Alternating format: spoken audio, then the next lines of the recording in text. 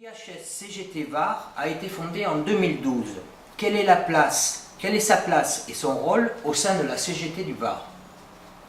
Alors l'Institut CGT du Var a été fondé effectivement en 2012 par la volonté de l'Union départementale CGT, mais également par la volonté d'une poignée de militants de la CGT très attachés à l'histoire sociale et qui souhaitaient la promouvoir dans le département. Notre institut est une association qui est pleinement CGT, 100% CGT, mais qui est en pleine autonomie de travail et qui en même temps est ouverte à des militants, à des personnes qui partagent nos valeurs, mais qui ne sont pas forcément à la CGT. On a par exemple dans notre institut des adhérents de la FSU, des enseignants, et qui participent bien sûr aux travaux et à la vie de notre association. Alors le rôle de notre institut est de promouvoir l'histoire sociale, de promouvoir le mouvement ouvrier, en particulier les grandes pages varoises qui sont nombreuses et excessivement riches. Donc nous avons un très gros travail à faire régulièrement pour mettre en valeur cette belle et riche histoire sociale du Var. Et puis, cela nous permet, parce que c'est notre travail, d'en tirer des enseignements qui sont utiles pour les militants aujourd'hui. On dit toujours que pour comprendre l'actuel, il faut connaître son passé. Et je dis toujours que pour savoir où l'on va, il faut toujours se souvenir d'où l'on vient. Ça, c'est quelque chose de très important.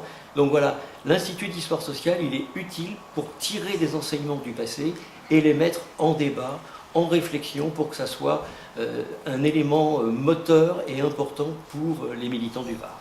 Et puis, notre institut, il est aujourd'hui composé d'adhérents à titre individuel et d'adhérents au titre des organisations de la CGT. Nous avons un conseil d'administration et d'orientation composé de 29 membres et un bureau de 10 membres qui travaillent très régulièrement. On est donc une association qui travaille en toute démocratie, en toute transparence, avec des instances. Très bien. Est-ce que tu peux nous dire quelles sont les initiatives importantes qui ont été réalisées depuis sa création? Alors depuis la création de l'Institut, on a fait beaucoup d'initiatives. La première initiative que nous avions faite, c'était une conférence sur la CGT des années 50, sur le complot des pigeons, sur la lutte d'Henri Martin et la bataille pour la paix. Et c'est quelque chose vraiment d'actualité, puisque à chaque fois qu'on replonge dans ces histoires, on revient bien sûr à notre actualité. Pour mémoire, nous avons réalisé une magnifique conférence sur les 70 ans de la sécurité sociale. Nous avons également mené une bataille sur l'ancienne bourse du travail de Toulon et obtenu de la municipalité la pose d'une plaque qui commémore ce qu'a été cette bourse du travail, qui a joué un rôle très important dans l'histoire du mouvement ouvrier varois. Nous avons également fait une très belle conférence sur l'histoire des travailleurs de l'État dans le Var. Nous avons rassemblé plus de 130 personnes. Nous avons fait un débat autour du film Vive la sociale, qui a été une grande réussite. Une initiative autour de l'histoire des mineurs de bauxite, qui est aussi un des fleurons du mouvement ouvrier varois. Et puis nous avons mené une bataille qui a une très grande signification, c'est la bataille pour maintenir la rue Pierre-Semard. La municipalité de Toulon avait décidé de débaptiser cette rue. Or, la rue Pierre-Semard, elle a plus qu'un symbole. C'est d'abord le nom d'un dirigeant du Parti communiste, d'un ancien secrétaire général de la Fédération des cheminots, arrêté en 1939 et fusillé à Évreux en mars 1942. C'est donc bien sûr toute la symbolique de la résistance. Mais au-delà de la symbolique de la résistance, c'est aussi le Conseil national de la résistance et c'est aussi les conquis sociaux de 1945. Maintenir la rue Pierre-Semard, participer à la bataille pour la défense des conquis sociaux. Et donc nous avons fait un rassemblement de plus de 130 personnes dans la rue. Nous avons posé nous-mêmes de nouvelles plaques, Pierre-Semard, qui rappellent l'histoire de ce militant, sa vie. Aujourd'hui, quand les passants à Toulon regardent nos plaques, eh bien, ils peuvent savoir qui fut Pierre-Semard. Et le grand succès de notre institut, c'est que la municipalité a dû reculer et que la rue Pierre-Semard est restée la rue Pierre-Semard. Nous avons aussi fait une magnifique journée sur les 50 ans de mai-juin 68, à travers des expositions, des débats. On a organisé une belle conférence sur l'actualité de la charte d'Amiens. Nous avons organisé un débat autour du film Mélancolie ouvrière. Et puis nous avons réalisé, il n'y a pas si longtemps que ça, une formidable exposition de l'Institut mettant en valeur plus d'un siècle de vie CGT dans le Var, le début de la sécurité sociale dans le Var, mai et juin 68 dans le Var, avec l'ensemble des luttes qui ont été menées, et puis également une exposition sur la vie de Martha Desrumaux. L'ensemble de ces expositions, pendant 3 jours, ont été montrées à Toulon, et ça a été également un moment important de la vie de notre institut. Enfin, la dernière initiative que nous avons prise avant le confinement, c'est une conférence sur la marchandisation de la santé dans le Var d'hier à aujourd'hui. Il n'y avait pas encore la crise sanitaire, mais nous étions à la fois dans la mémoire et au cœur de l'actualité, puisque nous avons parlé de la marchandisation de la santé, et bien évidemment, ça nous ramène aux problèmes actuels. Très bien. Je vois que l'Institut attache beaucoup d'importance à la communication avec ses adhérents, avec celles et ceux qui sont intéressés par l'histoire sociale. Peux-tu nous dire quels sont les outils qui sont mis en place? Alors, dès la fondation de l'Institut, on a eu le souci de créer un journal. On a donc créé notre revue Luttes et Mémoires du Var, qui est un trimestriel. On en est au numéro 25 aujourd'hui. Donc, cette revue est sortie chaque trimestre. Et nous avons à l'intérieur de la revue une rubrique Histoire sociale du Var. Par exemple, dans l'avant-dernier numéro, on a fait un rappel de ce qu'était la grève de 1974 au PTT, et puis très récemment, les cheminots, 4 pages sur les grèves de 1995 et de 2018, qui nous rappellent ce qu'a été l'ensemble de ce mouvement cheminot et leur importance. Et puis, on a aussi une page régulièrement dans notre revue qui s'appelle Nos mémoires survivantes, où on interroge des camarades qui ont joué un rôle important dans la CGT et dans la vie de notre organisation dans le Var. Et ça permet aussi de tirer des enseignements à travers la vie de ces militants. On vient de créer également le lien qui sort chaque trimestre, qui est envoyé par mail à l'ensemble de nos adhérents, avec la volonté de tenir informés régulièrement nos adhérents de ce que nous faisons, des discussions qui sont en cours, des prochaines initiatives. C'est donc vraiment le souci d'une grande transparence dans nos activités. On a fait aussi un effort pour se mettre en avant sur Facebook, parler de nos initiatives. On est en train de mettre en place un nouveau site, puisque cette vidéo va être intégrée dans le site. Et ça sera aussi un moyen de montrer toute notre activité. On va faire des petites vidéos, on va présenter nos livres, nos conférences. Donc on va être très très présent sur ce site. Et c'est aussi pour nous un moyen d'être plus visible et plus lisible. Et ça, c'est pour nous quelque chose de très important. Et puis, c'est également pour nous la nécessité, à chaque fois qu'on fait une initiative, de faire des conférences de presse. On en fait régulièrement. On a souvent des articles dans Var Matin, dans la Marseillaise, et c'est pour nous aussi un support essentiel. Ensuite, des rencontres avec les syndicats, avec les militants, avec les unions locales, avec l'union départementale. Bien évidemment, notre institut a besoin de développer les rencontres pour faciliter le débat, les réflexions, et c'est aussi notre but, réaliser des coopérations avec les syndicats pour préparer des initiatives, des conférences et des articles dans le journal. Je veux dire aussi qu'à chaque fois que nous avons une initiative sur Toulon, nous avons dans l'agenda toulonnais l'initiative qui est annoncée, donc on fait aussi très attention à avoir une dimension large. Et puis, dernier point, c'est notre volonté de développer également des coopérations avec des historiens. On travaille déjà régulièrement avec des historiens, mais c'est important pour notre institut d'avoir des coopérations et des rencontres avec les historiens sur un certain nombre de sujets que nous entreprenons. Très bien. Donc l'Institut vient de créer une collection de livres. Peux-tu nous préciser quelle place a la lecture dans la mise en avant de l'histoire sociale? Alors pour nous, la lecture est essentielle et par les temps qui courent, la lecture est un combat. Nous considérons qu'à travers la lecture, c'est la connaissance, c'est la formation, c'est aussi la capacité de mener mieux la bataille des idées et donc de développer la conscience de classe. Et je pense que c'est le rôle de l'Institut de travailler sur ces questions, particulièrement dans la période que nous traversons. Alors nous avons pris la décision de sortir des petits livres dans la collection de l'IHS, qui sont des livres d'une cinquantaine de pages, très accessibles, 4 €. Pour reprendre le titre d'une célèbre émission de télévision Lecture pour tous, à l'IHS, c'est aussi la lecture pour tous.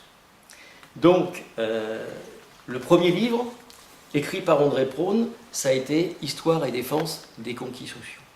Et là, on est actuellement au cœur de l'actualité, face à Macron et au patronat qui veulent liquider tous les conquis sociaux. Ce livre nous rappelle comment les conquis sociaux ont été obtenus par toutes les luttes et l'importance aujourd'hui de leur défense. 36, 45, 68, on est au cœur des problèmes actuels. Le deuxième livre, qui est lui aussi au cœur de l'actualité, toujours écrit par André Praune, « La marchandisation de la santé », la période que nous venons de traverser nous ramène bien évidemment à ces questions, la défense de la sécurité sociale, la défense de l'hôpital public, des services publics, des moyens pour les enseignants face à la privatisation en cours. Là aussi, nous sommes, à travers l'histoire, au cœur de l'actualité. Et puis, le dernier livre qui vient de sortir, que j'ai eu le plaisir d'écrire, « La CGT face à la guerre d'Indochine et du Vietnam », qui est là un livre qui retrace la place qu'a occupée la CGT pour lutter pour la paix en Indochine, pour la paix au Vietnam, à travers des périodes vastes, hein, ça va de 1945 à 1973, et ça nous ramène à l'ampleur des batailles qui ont été menées pour la paix, la place qu'a occupée la CGT tant sur le plan national que sur le plan international, et en conclusion, ça nous ramène au problème actuel, parce que la bataille pour la paix, c'est une bataille constante, et là aussi à la place et au rôle actuel et futur de la CGT dans les batailles que nous devrons immanquablement mener aujourd'hui. Bon, voilà une présentation très riche, mais peux-tu nous dire quelles sont les initiatives programmées en 2020, 2021? Quelles sont les ambitions de l'Institut pour les années à venir? Alors, nous sommes pour le déconfinement du syndicalisme. Donc, nous nous sommes très vite déconfinés et donc nous avons reprogrammé la conférence sur l'histoire des retraites, des régimes spéciaux, leur défense, qui est particulièrement d'actualité, pour le jeudi 22 octobre à l'IGESA, donc prochaine conférence de l'IHS le jeudi 22 octobre à l'IGESA, avec la présence de Gérard Rodriguez, qui est un ancien conseiller confédéral spécialisé sur les retraites. Donc nous allons pouvoir aborder l'histoire des retraites, des régimes spéciaux, et aborder bien entendu, à travers les enseignements de ce passé, l'enjeu actuel contre la réforme des retraites par points, parce que Macron n'a pas renoncé, il vient de le confirmer. La bataille reste importante pour l'abandon de ce projet. Nous allons donc avoir une conférence ancrée dans l'histoire, mais au cœur de la lutte revendicative. Donc c'est une conférence très très très importante. Nous souhaitons reprogrammer en 2021 la soirée débat autour du film Cheminot, qui pose la question de la défense des services publics. Et quand on voit aujourd'hui le démantèlement de la SNCF, cette conférence, elle sera aussi riche de l'histoire de la bataille des cheminots, mais en même temps au cœur de l'actualité revendicative pour la défense du service public. Et puis, nous allons, le plus rapidement possible, en 2021, organiser une conférence que nous avions en réflexion depuis un certain temps, qui va s'intituler « De la première révolution industrielle à l'intelligence artificielle, quelles conséquences pour les salariés ?» Vaste programme, étudier toutes les conséquences qu'ont eu les salariés à travers les révolutions industrielles, les modifications du salariat, et aborder aujourd'hui, surtout dans la situation au lendemain du déconfinement avec le développement du télétravail, l'ubérisation, l'importance de l'intelligence artificielle qui est en train de se développer. Là encore, nous serons au cœur des problèmes que rencontrent les salariés, parce que l'intelligence artificielle, elle est là, elle est déjà là, elle va faire des dégâts considérables sur le salariat. La question n'est pas pour nous pour ou contre l'intelligence artificielle elle est là. Et l'intelligence artificielle, elle peut apporter des progrès extraordinaires pour l'humanité, en particulier en matière de santé. Mais le vrai débat, c'est l'intelligence artificielle. Dans quelles mains et pourquoi faire? Et je pense que là, on aura un débat de fond qui va nous ramener aux problèmes revendicatifs et aux problèmes de changement de société et d'avenir de société. Parce que l'intelligence artificielle dans les mains de la société, de ceux qui dirigent la société actuelle, c'est une catastrophe. L'intelligence artificielle dans le cadre d'une autre société faite pour l'humain, c'est un bonheur. Donc c'est un débat fantastique que nous pouvons avoir, qui sera en même temps lié à un livre qui va sortir, qui traitera dans la collection de l'IHS de ce sujet, donc l'importance du livre en préparation de cette conférence. Donc voilà pour les initiatives à venir. Notre ambition, bien entendu, c'est de développer encore plus nos actions, nous ancrer dans différents coins du département, de ne pas simplement rester sur Toulon ou la Seine-sur-Mer, mais de prendre toute une série d'initiatives dans le Var, de coopérer avec des professions et des syndicats pour réaliser des initiatives en lien avec l'histoire des syndicats. C'est aussi, bien sûr, pour nous développer le travail d'archives, excessivement important, d'y travailler avec les syndicats, parce que chaque syndicat a sa mémoire, a ses archives. Il faut qu'on arrive à les rassembler, à travailler, et surtout après, à mettre en valeur ces archives pour qu'elles soient utiles, pour qu'elles soient lues, réfléchies, que ce soit un instrument de travail et de réflexion. Donc gros travail sur les archives. Et puis, bien entendu, nous souhaitons développer notre institut, avoir encore plus d'adhérents individuels, avoir encore plus d'organisations de la CGT adhérentes à notre institut, et nous y travaillons.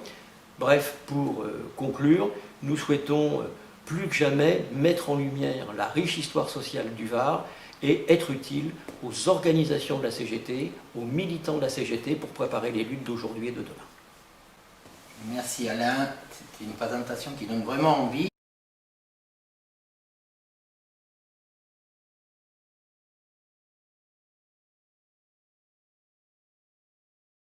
Il me reste, s'il te plaît, à te demander quelque chose. Tu dis souvent que sur la façon de qui écrit l'histoire, suivant qui écrit l'histoire, l'analyse n'est pas la même. Est-ce que tu peux nous redire cette phrase pour que tout le monde l'entende? Sur les chasseurs ou les lapins. Ah Voilà. Alors oui, effectivement, c'est une phrase que j'aime beaucoup à dire. Tant que les lapins n'auront pas d'historien, les chasseurs feront leur histoire. Je trouve cette phrase extraordinaire. Elle est d'Howard Zinn, qui était un écrivain américain, qui a écrit de très belles pages sur le mouvement ouvrier américain, et qui était un formidable écrivain. Et à travers cette phrase, ça justifie l'activité de l'Institut d'histoire sociale. Ça veut dire que si nous-mêmes nous ne nous occupons pas de notre propre histoire, nos adversaires vont s'en occuper. Il ne faut pas leur laisser la place. Donc il faut s'en occuper nous-mêmes. De là l'Institut d'histoire sociale. Merci Alain.